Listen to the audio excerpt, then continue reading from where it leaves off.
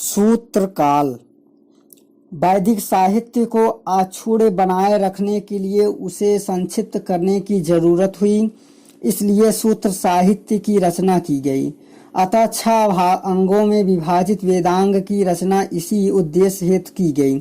गौतम, बौधायन, अपस्तभ और वशिष्ठ आदि प्रमुख सूत्रकार थे। सामान्यतः 7वीं या 6ठी शताब्दी ईसा पूर्व से लेकर 3री शताब्दी ईसा पूर्व तक का समय सूत्र काल कहा जाता है। सूत्रों में गौतम धर्म सूत्र सबसे प्राचीन माना जाता है। सामाजिक जीवन। इस काल में संयुक्त परिवार की प्रथा थी। वर्ण सकठोर होकर जाति में बदल गए थे, जिनका आधार कर्म न होकर जन्म था। अंतर वर्ण विवाह एवं खान पान पर स्पष्ट रूप से प्रतिबंध लगा दिया गया। इस काल में अस्पृश्यता का उदय हुआ तथा शूद्रों को निकृष्ट माना गया। पाणिनि ने 2 प्रकार के शूद्रों का उल्लेख किया है: निर्वासित यानी नगर से बाहर रहने वाले, अनिर्वासित यानी नगर से की सीमा में रहने वाले। इसमें प्रथम प्रकार के शूद्र को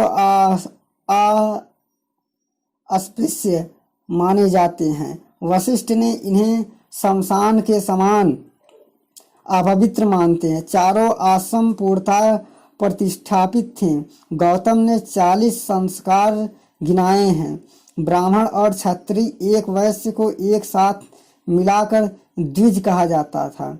स्त्रियों की दशा। सूत्र काल में स्त्रियों की दशा में वैदिक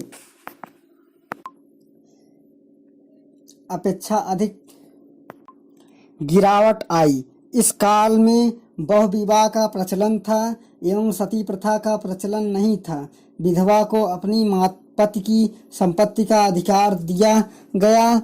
अधिकतर सूत्रकारों ने तलाक प्रथा का विरोध किया।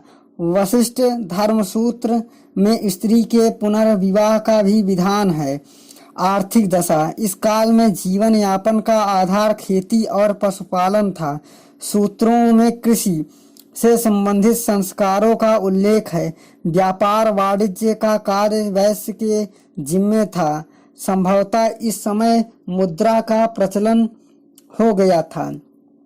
पाणिनि ने पड़, कारसड़, पाद तथा वह नामक सिक्कों का उल्लेख किया है।